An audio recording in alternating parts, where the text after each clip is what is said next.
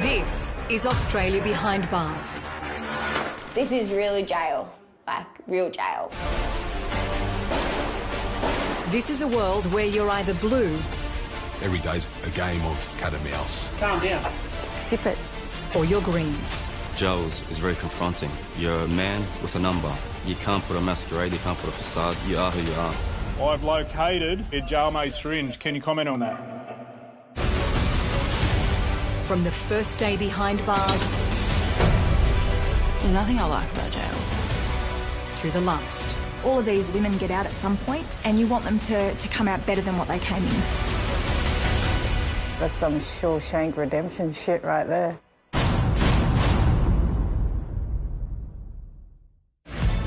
Tonight... Didn't know what jail was like till now. It's not a good place, eh? A father's sacrifice for his son. He's kind of deliberately got arrested so he could come in and check on his son. I just hate the place. Don't come back. I love my son. I'd do what any father would do. Jail is not a place to show weakness. You can sink or you can swim. If you sink in here in shark-infested waters. A new inmate's desperate wait for a cell in a safer prison. You can never let your guard down here. And Nolene prepares herself for life on the outside. It's scary.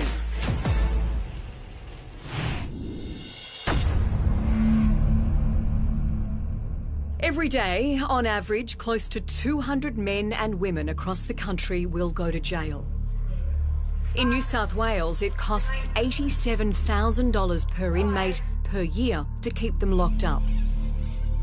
And for those employed to supervise them, well, it's not an easy gig.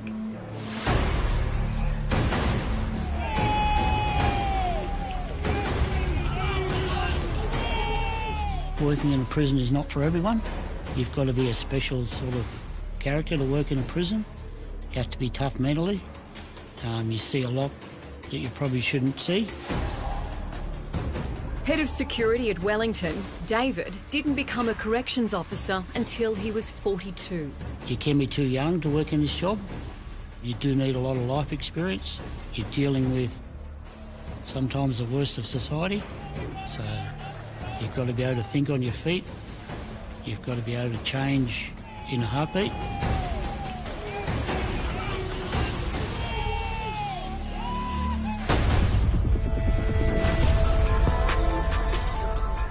The flip side of the tough nuts Officer David deals with are the young offenders who arrive looking like scared rabbits. It's my first time in here, and I don't want to ever come back again. I was scared, didn't know what to do, didn't know many people, didn't know nothing, didn't know what jail was like till now. But it's not a good place, eh? This young inmate is in a state of shock that he's landed in jail. When you see a young person wasting their life inside a correctional centre when they should be outside playing football with their mates and living their life, to me that's a bit upsetting. David's not the only one worrying about the new inmate. The kid's father has committed a technical breach of an AVO to get arrested, just so he can see his son. So, because your dad's made such an effort, Yep. I've got him up there in a cell. I'm going to let you have a yarn to him for about 15 minutes. Yep. All right? So we'll go up there, but you'll have to wear a mask when you're talking to him, all right? Yep. It was a real shock to the young bloke when he came into jail, and he struggled when he first came in. So his father deliberately got arrested so he could come in and check on his son. So he's gone above and beyond, so I've allowed for him to have a 15-minute visit just as a welfare type check so that they both know that they're okay. So I've got your son up here to talk to you. You made a fair effort to talk to him, so you're going to have 15 minutes. I just hate the place. Don't come back. Yeah, well... Don't worry about me now, I'm good. I've done this 17 months, but... Yeah, but now you're going to do another month over me. So? That's what I do. You should have just rung me up, you madman. You did ring me, you freaking upset all the time. Yeah, because, I just didn't know what to do, didn't know nothing. Just didn't know what to do, eh? Yeah. So now you know what to do, you don't come back. Yeah, fuck that, man. He's thrown away a lot to come back in and help his son, and It would have been hard for him to do it, but hopefully it'll jolt the son enough that he won't reoffend and he'll stay outside. And if that's the case, then it's worthwhile and it's a good outcome. It's hard to do what I did, but I did it because I love my son a great deal. I'd do what any father would do. If you get out, put your head up, don't come back here, you know? Yeah, no, yeah. They said to me that I could go for bail again, so I put in for bail and they got me bail. I just need an address. Look after his child. He's just got a newborn baby. So, yeah, just give him the heads up on everything positive instead of doing drugs and coming back in the same place like over and over and over, like my life. So we'll have to wind it up, mate. Get you back up to OVL, okay? Love it. See you. Hopefully you look at the dress. Yeah, right, I love you. Yeah. I don't know how to thank him, to be honest, for what he's done for me. I can't thank him enough. When I get out of here, I'm gonna be a better man than what I was before I come in here. All good? Good kid. Really good kid. Just went down the wrong track, you know? And hopefully he's gonna wake up and just, yeah, pull his head and go down the right track and show his dad a bit, you know, a bit of respect. Not to come back.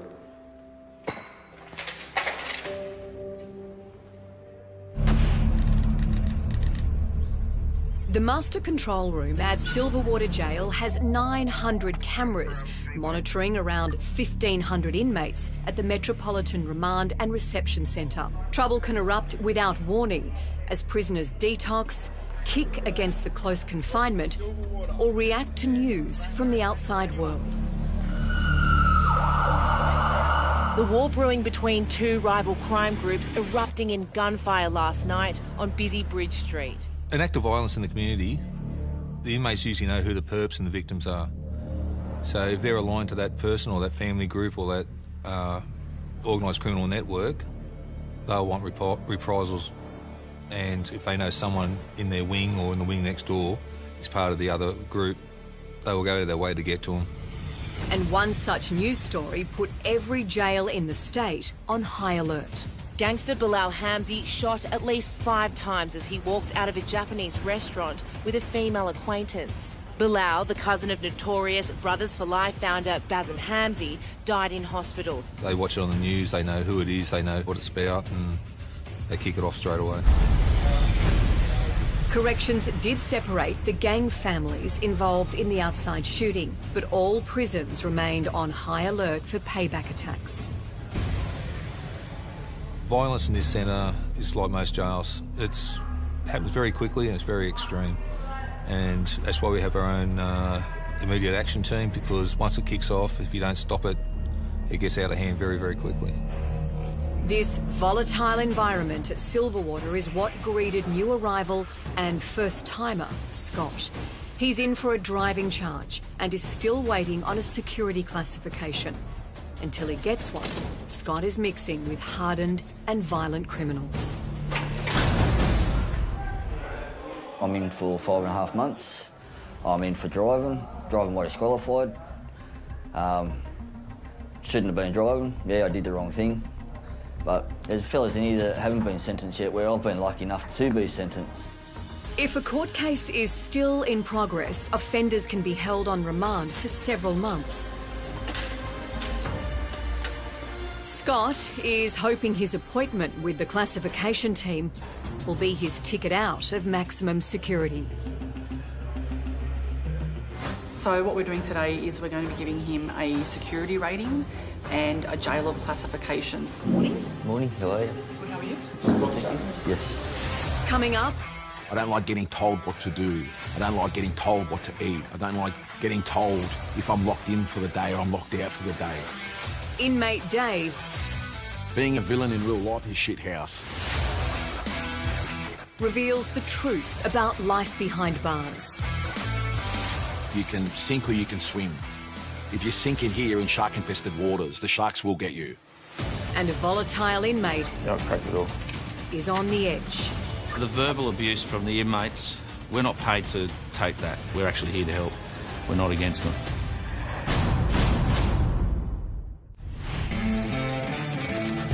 Inmate Scott is a first-timer, sentenced for a string of driving offences. He's hoping his classification interview will mean a move to a low-security jail. So what we're doing today is we're going to be giving him a security rating and a jail of classification. The highest is AA, which is usually for terrorism-related offences and national security. Then we go B for medium and C for minimum. It's your first time in custody? Yeah. Any drug and alcohol abuse? No. Not at all? In the past, yeah. But Yeah? No, it's history. Yeah. Okay, so drugs and alcohol or just one or the other? Both. Both? When I was in my early teens. Yep. But don't do either one now. Good. I was a nurse before I came in here. Oh, were you? Yeah. Wow. Yeah. What happened? Driving. That's why I lost my job. Yeah. Scott has a long history of driving offences dating back to 2005. And this time, the courts decided he should spend time behind bars. When I got done, I lost that job because of me being locked up and criminal record. That really affected the job, so just automatically lost it now due to new rules and regulations, which makes it hard. I'd been in that job for 15 years and it really sucked, like losing it, but what can I do? Scott wants to stay in Sydney, close to his family, but his fate lies in the hands of the New South Wales Corrections.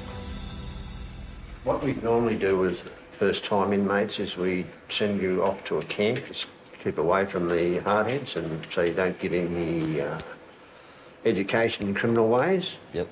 So Jerry and I make a recommendation, and then it goes to one of our peers in classification who makes the ultimate decision. They're privy to a little bit more information than we are.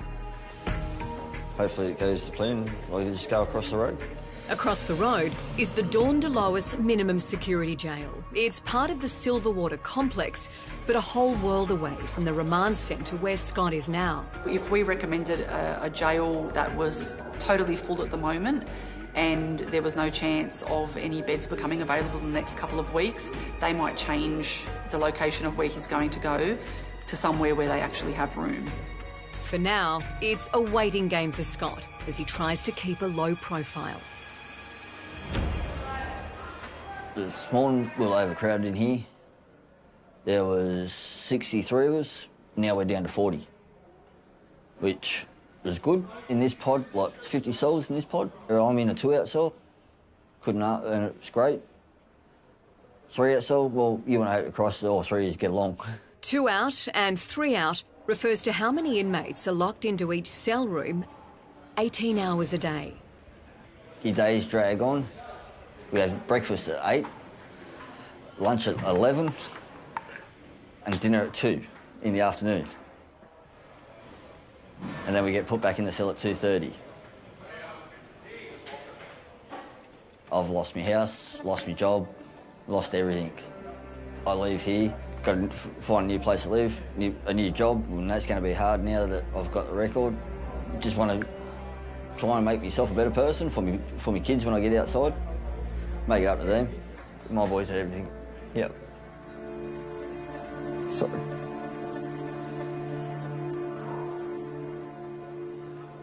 Yeah. Yep. They're my life. I love them. Like, they're all I got left. All I got left.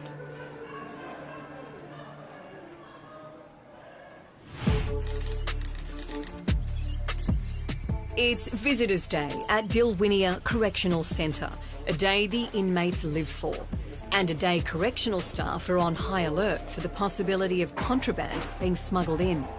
So, processing the last one, we bring all of them in, all the visitors. Thank you. The more time inmates can spend with their family and develop those connections, I think that makes a big difference for when they get out. If you don't have any contact with your family and you're in custody for a length of time and then you get out, how do you expect that relationship to be? It would be really hard. If you're connected to people, you're less likely to come back. So it's a trade-off between the risk of drugs getting in and the benefit of inmates better integrating back into society when they get out. Are you all together? All together. Roughly 60% of female inmates are mothers, and they get one 40-minute visit a week if COVID permits. So you know it's only the fist palm and elbow. No. Really? Yeah. Okay. It's contact visit without mask, but still some restrictions imposed, which is a fist pump or elbow, and that's it. Oh, so you're aware of just the fist pump or the elbow pump? Yeah. Yeah, sorry about that. Hello, yeah. We've allowed in the past baby bottles, and the staff, they just have a quick whiff, make sure it's not alcohol or that sort of contraband. Brett, Giovanna, I just thought I'd let you know there's a baby with a bottle. I'll let the bottle in. I'll ask the staff to smell the contents. It's baby formula. This inmate came to jail when her baby was 5 weeks old. Mother and father were requesting if they can also allow the inmate to hold the baby and feed it. Just have a quick cuddle, and then hand it over. Thank you. But I've allowed the formulas up there. Okay. Yeah. Thank you. Sorry, I'm so sorry. Inmates with small babies, it can be heartbreaking for them not being able to hold them, cuddle them. Okay. Thank you very much. You're welcome. I'm a parent and I put myself in their shoes, but they have to understand we have to comply with the instructions given to us. It's been a tough time for the new mum and her parents who are taking care of the baby. Yeah, well, it's very frustrating because the baby isn't getting contact with the mother and having her bond with the baby. And that's the hardest part because this baby is 10 months old and she's been in custody since the baby's been 5 weeks. Yeah. Yeah, we'll grab it. Yeah. I just grabbed this bottle. It's hard because all I want to do is pick up my son, but I'm not allowed. I'm allowed to hold him for 1 second.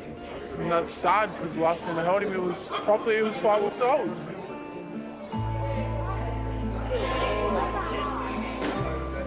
It upsets me when I see her cry because she can't touch a baby. Did you go crazy? What are you going to do? They're rules, that's the way you play the game.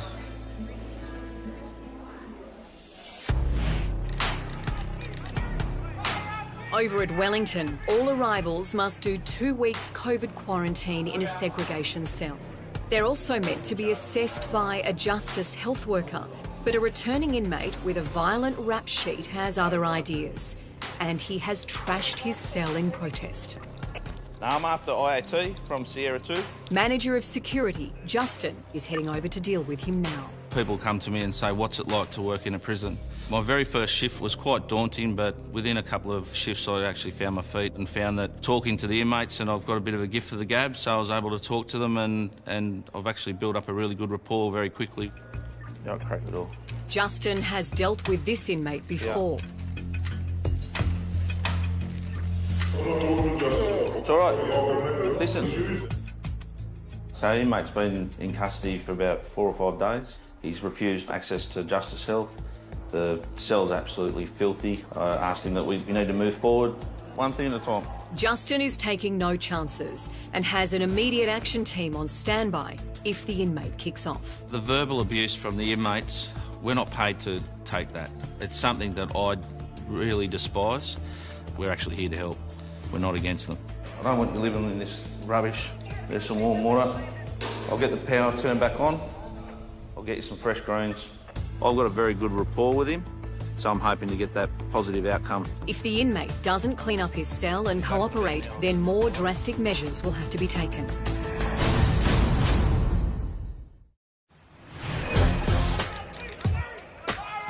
At Wellington, Manager of Security Justin is dealing with an inmate who has trashed his cell and is refusing to see Justice Health. So apparently he's started cleaning things up, which is a positive.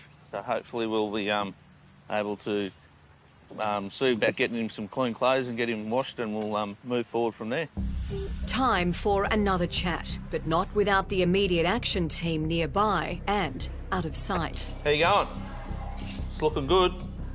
security from Scully Pod. Right for a chat? I know the inmate really well. He's been in and out of the system. I've built up a very good rapport with him. Oh, well, at least we're getting there. Do you need some other stuff, some hot water or anything? No, just do hot water there. Yeah, righto. I'll be straight up with you, mate. Justice Health want 2 minutes of your time, just so they can say how you're going, and because you haven't spoken to them, and they just want to make sure you're okay. It's not going to be the long, drawn-out process. All right. I've got issues, not with the inmates, man. With you guys. With us? Yeah. Why us? Huh? What issues? No, well, I've got a detective fucking trying to knock me over. So that's the police outside? Yeah. I'll tell you what, I know your story, I know your background, so what we'll do, clean up here. You've got to do more days for isolation anyway. The inmate finally agrees to see a Justice Health worker. I appreciate you doing this, all right? Righto.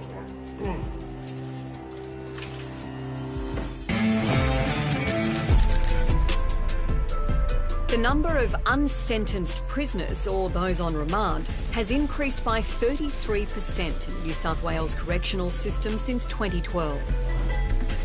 You can also be kept on remand if you've broken your bail conditions, like Silverwater inmate Dave.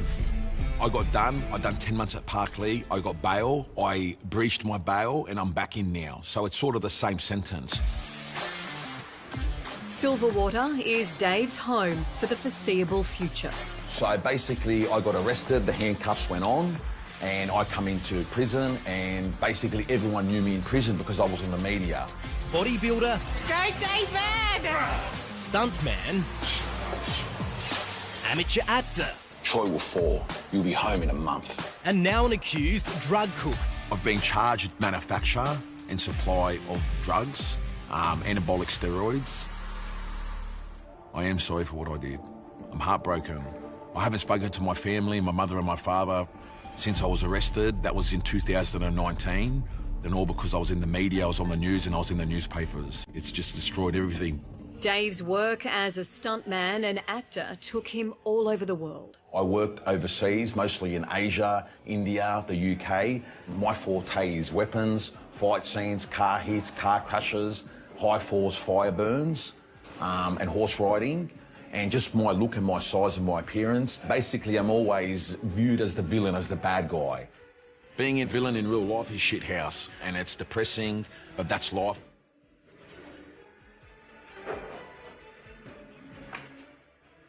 This is my new life. I'm here for 2 years, I'm here for 3 years, I'm here for 6 years. It's just walk in the pot and whatever happens, happens. It's hard for me and my partner too, because my partner, she's Chinese background, and she doesn't understand what's going on. She thinks we can basically just bribe the prison and I'm out like China, but it doesn't work like that. Like any inmate, Dave has his struggles, but feels his stuntman background will stand him in good stead. There's two ways: you can sink or you can swim. If you sink in here in shark-infested waters, the sharks will get you. And that basically keeps me in a mindset of being strong and motivated. Brain's already switched on. I'm in jail now. It's time to play chess, not checkers.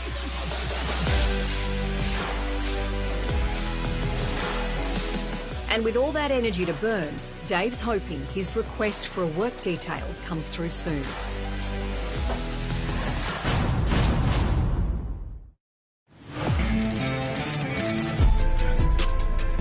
Inmate Scott is desperate to find out if he'll be getting a minimum security rating and a move to a safer prison.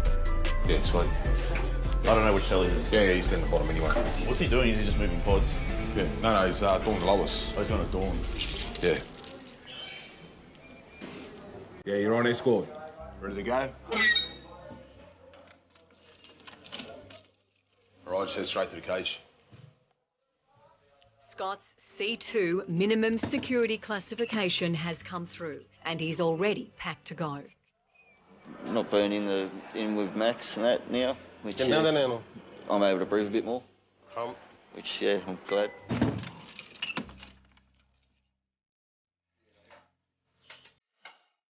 to go. Straight down. This inmate's going to Dawn Delois, so it's on Silverwater Complex. He's leaving a remand centre and he's going over to a minimum security jail. What's your min number? Just come round, see the nurse. No postmental code? So he's come down to reception, where he hands over all his belongings and all his property. From there, it all gets bagged up, and then he'll go to the holding cell and wait for the truck to come over, and then he'll be transported to his jail at Classo. MRRC to Dawn Delois is literally across the road, but obviously for safety and security, they have to be transported on the truck at all times. You get 3 other boys, so be patient, all right? Thank you. He'll literally go not even 20, 30 metres across the road to Dawn Delois, which is the minimum security. It may be only 30 metres away, but Scott is about to enter a whole different world.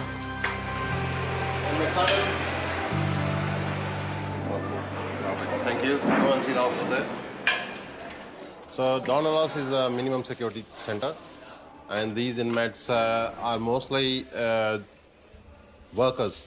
So they could be working outside the centre on the complex, looking after the ground maintenance and all that, or they could be on work release program, which is like they go out, work at different industries, and it is basically a pathway for them to adopt to a normal life once they get released. Coming over here, it's pretty relaxed. Like you're able to walk in, just do your own thing, and not having to worry about watching your back so much. Like you get let out at 7 o'clock in the morning, you get put back in at 6 at night, which is good. Freely to walk around the yards whenever. You get a bit more free time to yourself, which is great. Like gives you time to set out and work out what you want to do when you get out of here. Well, I've got 3.5 months to go until I get out, and when I get out, well, it's time to start a whole new life. 72% of female inmates have been in jail before. For Indigenous women like Nolene, that number is even higher at 87%. This time, Nolene fully embraced the 12-week intensive drug and alcohol treatment program, IDAPT. I let the ice walk into my home and I never let it leave. The program helped her deal with a traumatic past and gave her tools to deal with the future. So I think you're going to have the skills to teach your son so that he can break that cycle. Yeah. So much lighter. You instantly feel like you've just dropped a necklace of bricks. Nolene has served 8 months in jail for assaulting her mother. If the interview with her parole officer John goes well today, she will be free to reunite with her 11-year-old son and serve the rest of her sentence in the community under supervision. I've worked in this role for over 41 years. I'm amazed at people's life story, why they're here. I get motivated by them. Somebody else has to take over. I've got a GO. When a person is in custody here, that's a lot of time in a cell by yourself to reflect upon your life. Where are they going? Where have they come from? It's only when they come to that understanding, then there is hope that they may not return to custody. Okay. Here we go, finally. The day has arrived. Yeah. Now, you've done a lot of work in here, haven't you? How'd you find that? It was great. Right. Yeah, it just teaches you what led us to drug and alcohol, and to map it out and put it on boards and then speak about it in a classroom was something I wasn't keen on doing. Yeah. But they got me. Yeah, I heard that you're a little bit slow to start. I had my walls really high up and I wouldn't let anybody pull them down. But eventually the facilitators, do what they do best, and they got me. That's so good, yeah. I was really pleased, yeah. So what's your biggest fear when you get out? Not being able to be there the way my son needs me. So failing him is a big fear, letting him down again. Because the last few years has been tough on the both of us due to drug use and being homeless and unemployed, and which leads to crime, and then it's inevitable you're coming back. See, drugs and alcohol here, part of the problem for you coming back in this time. So how are you going to handle that? That's a big issue, isn't it? Well, that's why I've also got parole there too, so I'm going to speak to them just about how to work around maintaining my AOD free and sobriety. I can't change other people, and I can't change what they think of me, but I can change what I do. I don't want my son walking through my door doing what I did to my mum, even though, you know, he'll probably have resentment and hold a lot of anger there towards me, which is understandably, but if it's going to take me for the rest of his life to try and heal that and change that, I'll do whatever I can while I can to help him change his view. Yes, this is your release papers. John is liking what he's hearing from Nolene and approves her release to spend the final 10 months of her sentence on parole. Just signed, okay? I'll get you to sign there, thanks. It's real, it's happening, wow. It's happening, it's Saturday. Yeah. It's scary. It is, but it's more settling, like, yeah. Life on the outside is full of temptations, but this time Nolene is determined to choose a different life. Well, alcohol's everywhere, ice is everywhere. Doesn't matter where you go. Doesn't matter where you go. There's a pub on every corner, there's a dealer at every pub, so... And you can pick them and they can pick you. I fucking oath, yeah. But it's just about willpower and, yeah, having the strength and either choosing the crack or having my son. Take no care. worries. Okay, all the best. Thank you. Travel well. She has learnt a lot. She knows what's happening. Her motivation, I think, will be good. She's got it going well, and I think she will make it. The decision lies in her hands to stay out or to come back.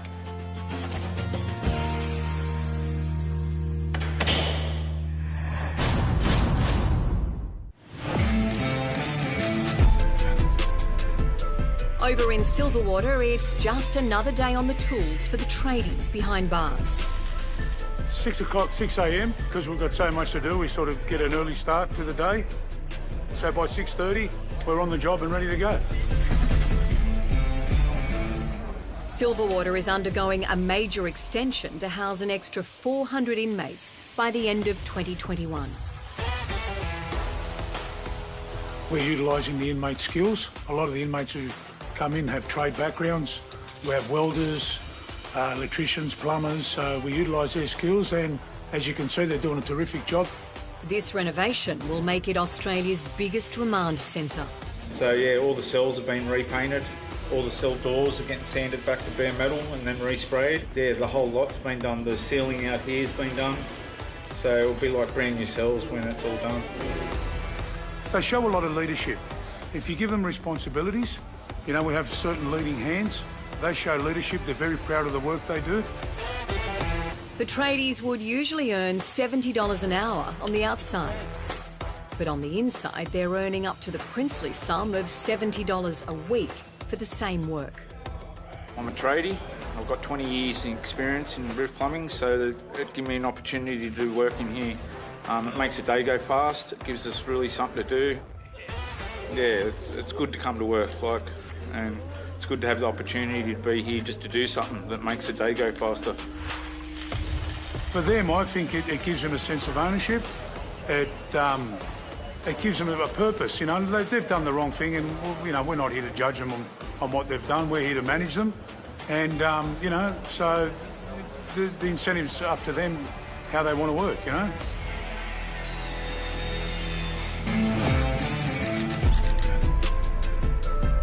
Another inmate whose hands will no longer be idle is inmate Dave. He's pretty happy to have just landed a coveted sweeper job. Fellow sweepers, they see you're hardworking, they see you're motivated, they see you're driven, they see you're persistent, and they basically say to the guards, we want him as the next sweeper. The sweepers basically allocated me the jobs, and the guards said yes, and that's how I got the job. Just grabbing the milks.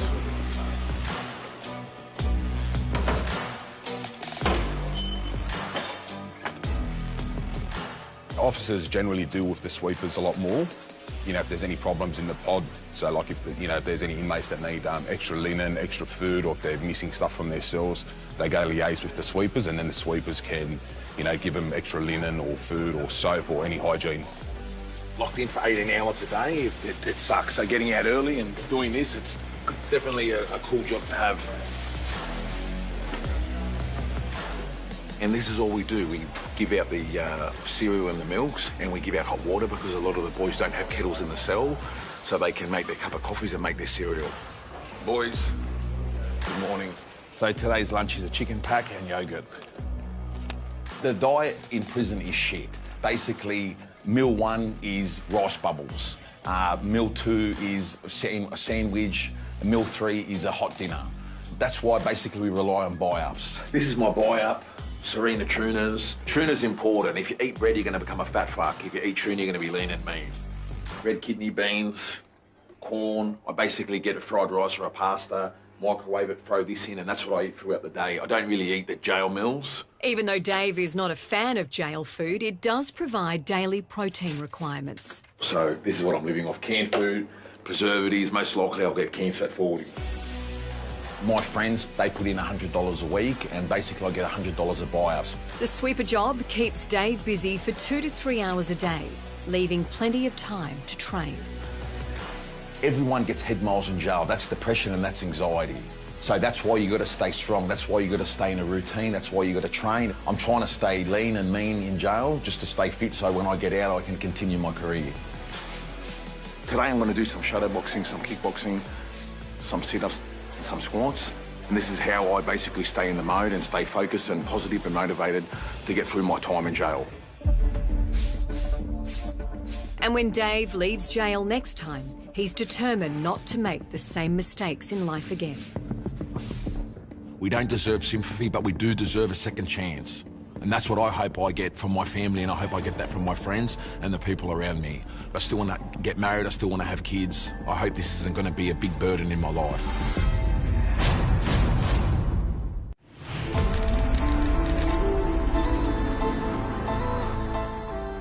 Nolene has spent 8 months at Dilwinia.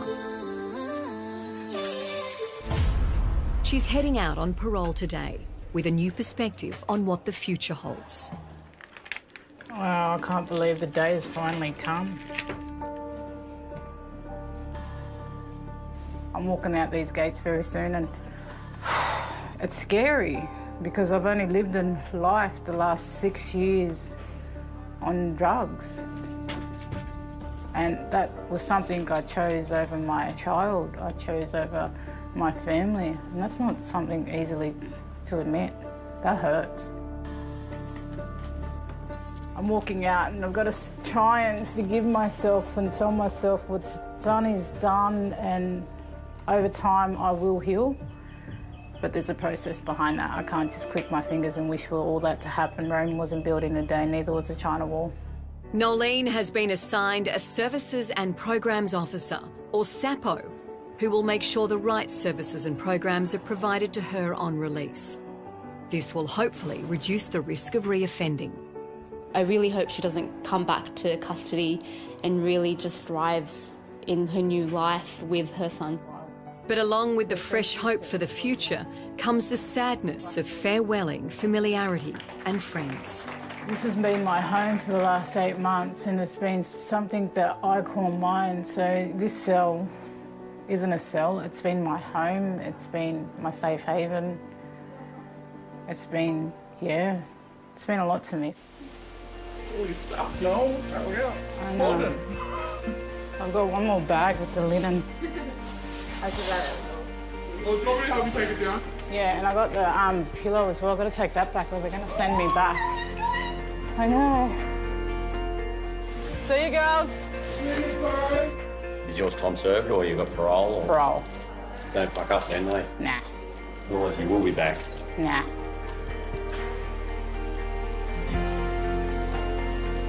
It's all right, we got it. We'll get you back, girl. Love you. Love you too. You're a beautiful girl and you need to know that, okay? You need to stop being so hard on yourself. Go away. Fine, please. Alright. Oh. Take care, okay? Yeah. Look after Christy. You just make sure you look after you. I will. You and then your boy, okay? Yeah. Thanks for everything, Phil. You're annoying, but I love you. Yeah. And again. Alright, I love you. Love you. Bye. Thank you. See ya. See ya. I've spent more time in my life fucking my brain cells up, fucking my health up, damaging it, intoxicating it. So it's going to take me twice as long to get all that back and healthy. But I'm willing to give it my best shot. You get to know inmates and you can see sometimes, unfortunately, some that will come back. Some will actually say, oh, I'll be back. And that's disheartening. That can be disheartening. Take care, sis. All the best. But, you know, I like to think that they've got a really good shot, that we've given them the skills that they need to make it out there and to, you know, be better people than when they came in.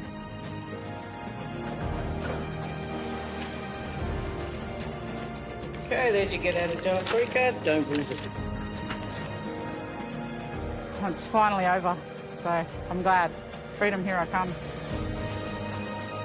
Thank you. I've had 8 long months to think about what I did. It's time to put the hard work to the test and get out there and do what I'm made to do.